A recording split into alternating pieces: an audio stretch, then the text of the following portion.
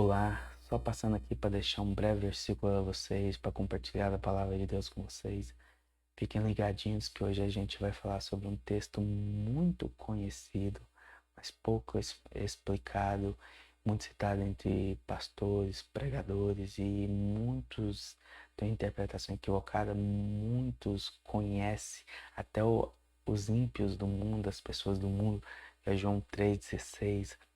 Vamos lá comigo, que diz assim: porque Deus amou o mundo de tal maneira que deu seu Filho unigênito, para que todo aquele que nele crê não pereça, mas tenha vida eterna. Eu fico maravilhado quando eu leio o Evangelho de João, João mostrando a grandeza do amor de Deus. Todas as vezes que João vai se citar, ele não fala assim, o discípulo que amava Jesus, mas o discípulo a quem Jesus amava, porque é completo ser amado por Cristo. É lindo, é maravilhoso, é glorioso ser amado por Deus, sabendo que Ele é o Criador do céu e da terra, Ele é onipotente, onisciente, onipresente. Ele não é o Deus Criador, mas também é o Deus Redentor da nossa vida. E nesse diálogo de Jesus com Nicodemos, Jesus quer mostrar a Nicodemos que o Messias não viria apenas aos filhos de Israel, mas ele viria ao mundo todo. Que a graça, a salvação, o amor de Deus ia abranger o mundo todo. Que não só o povo de Israel era eleito, mas também o povo que estava no mundo. Deus escolheu as pessoas do mundo para que herdassem a salvação. Mas quando a gente vê isso, a gente interpretando o versículo, diz assim, porque Deus amou. Primeiro, a gente não deve pensar como Deus amou um mundo tão grande, mas como Ele poderia amar um mundo tão mau, um mundo tão ímpio, tão perverso, tão longe de Deus. Como esse amor é tão glorioso, porque Deus não tem amor, Deus é amor.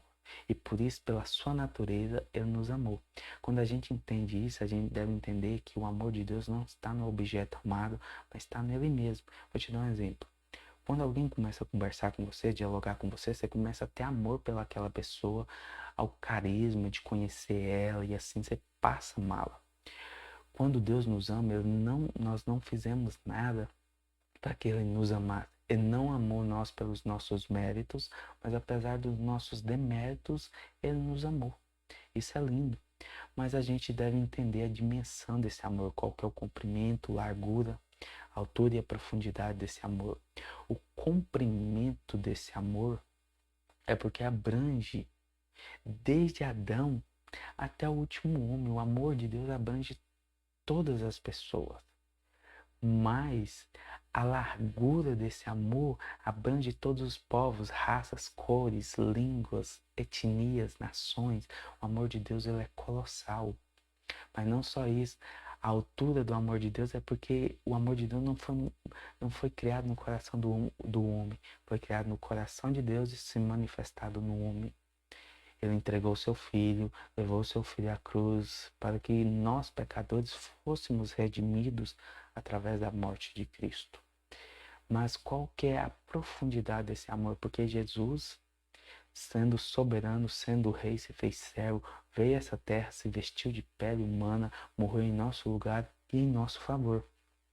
Nós devemos entender que a dimensão do amor de Deus não é só o comprimento, largura, altura, profundidade, mas esse amor ele é eterno, ele é perseverante e ele é sacrificial. Ele é eterno porque não muda.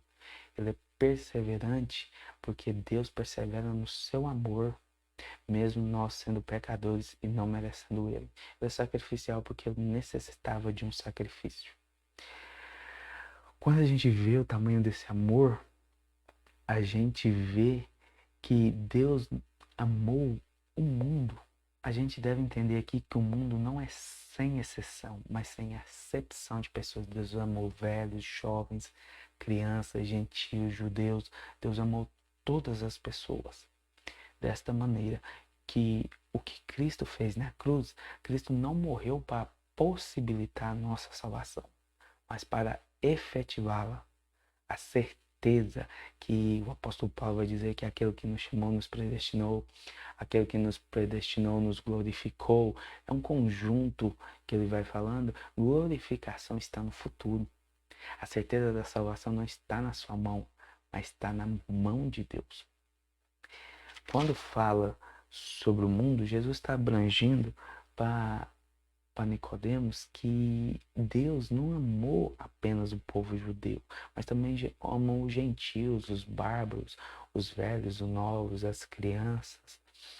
E ele vai continuar dizendo que porque Deus amou o mundo de tal maneira é porque esse amor é tão indescritível, é tão colossal, é tão soberano, é tão lindo, que palavras ficam inefáveis para explicar esse amor. Que ele continua a dizer que de tal maneira que deu o seu Filho, o preço da nossa salvação foi o próprio Filho Jesus. Por meio dele, o nosso pecado, que é vermelho como escarlate, pode se tornar branco como a lã, que é vermelho como carmesim, pode se tornar branco como a neve. Hoje nós não temos possibilidade de salvação, nós temos ela efetivada em crer em Jesus Cristo. Que Jesus, ele é o pão do céu dado aos famintos do mundo. Ele é a água da vida, ele é a luz do mundo. Ele é o verbo que desceu do céu e morreu em nosso lugar e em nosso favor. A cruz, ela não efetiva. A cruz, ela não é apenas a efetivação desse amor, ela é a consumação dela. O amor de Deus não começa na cruz, ele é efetivado e consumado na cruz. Ele nasce no coração de Deus e é efetivado na cruz. Por quê? Porque precisava de um sacrifício, que Deus ele é justo e a sua justiça demanda que a gente seja condenado. A gente sendo condenado, Deus abriu um caminho e por meio do seu Filho, um sacrifício perfeito, morreu em nosso lugar e em nosso favor, porque nós merecemos ser punidos, porque nós caímos em transgressão, se tornamos um ser ímpio e um ser perverso. Mas para continuar, quando a gente vê isso, ele continua a dizer que Deus amou o mundo de tal maneira que deu seu Filho unigênito para que todo aquele que nele crê. Primeiro, a salvação não é o resultado das obras que fazemos para Deus, mas da fé que depositamos em Cristo. Não é o que nós fazemos, não é pelos nossos méritos, mas apesar dos nossos deméritos, é pela fé no Salvador. Não é por você dar esmola, ser bonzinho, dedicado à igreja todos os dias, orar a Deus, não. A salvação é mediante a fé em Cristo e somente ela pode nos salvar. A religião não vai nos salvar. Budista, hinduísta, islamista, o cristianismo não vai nos salvar. Quem vai nos salvar é Jesus Cristo. Nós devemos entender que a salvação não está nas nossas mãos, que nós não somos salvos em nossos pecados e que somente Cristo faz uma obra em nosso coração. Quando a gente entende isso, que Jesus vai dizer que para todo aquele que nele crê, eu te pergunto, o que é crer? Crer não é um passo no escuro. Crer não é você crer na coisa mística, mas crer vem da base de conhecimento. Jesus vai dizer em João 8, conhecereis a verdade vos libertará. Se o Filho vos libertar, verdadeiramente sereis libertos. Primeiro, a gente deve conhecer quem é o Filho e o Filho vai nos libertar dos nossos pecados, vai tirar a raiz da amargura que nos destrói, que nos corrompe, que nos faz pecar contra Ele. Mesmo quando a gente vai a Ele, a gente continua pecando, mas a gente não peca deliberadamente. A gente restringe isso por meio de santificação, uma moldura do caráter de Deus imposta em nosso coração. E para terminar, ele diz assim que para todo aquele que nele queira, não pereça. Primeiro, há um perigo eterno, há uma condenação eterna, há um castigo eterno. Um dia, todos nós vamos prestar contas com Deus. Cedo ou tarde, todos nós vamos vê-lo. Hebreus 9 vai dizer que morremos de uma vez só para vir um juízo. Nós vamos prestar contas com Deus, seja para ir para o céu, pela salvação e a fé em Cristo Jesus, seja para ser condenado e ir ao inferno. Mas nós temos que ter essa certeza de crer, de mudança de vida, de caráter, de que o Espírito Santo produz frutos dignos de arrependimento. E para terminar, ele diz assim: não pereça, mas tenha a vida eterna. Primeiro, enquanto houver eternidade, nós continuaremos vivos. Mesmo que a gente morrer por causa do nosso corpo mortal, Jesus disse assim: eu sou a ressurreição e a vida. Quem crê em mim, ainda que morra, viverá. Jesus disse que nós não vamos ficar separados dele. Mas que a gente morrer, a gente vai viver eternamente junto com ele. Porque ele vai vir para buscar os seus, buscar aqueles que foram fiéis, temente a eles, dedicado a eles e viveram a vida transformada por eles. E hoje eu lhe pergunto: a quem você tem crido? E quem é o Deus da sua vida? É o trabalho?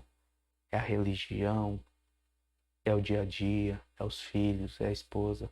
Ou Jesus é o centro da sua vida? Ele não quer um pedaço do seu coração. O seu coração tem que ser dele completo. Crê em Cristo. Obedeça os seus mandamentos. Ame a Deus. Honre a Deus.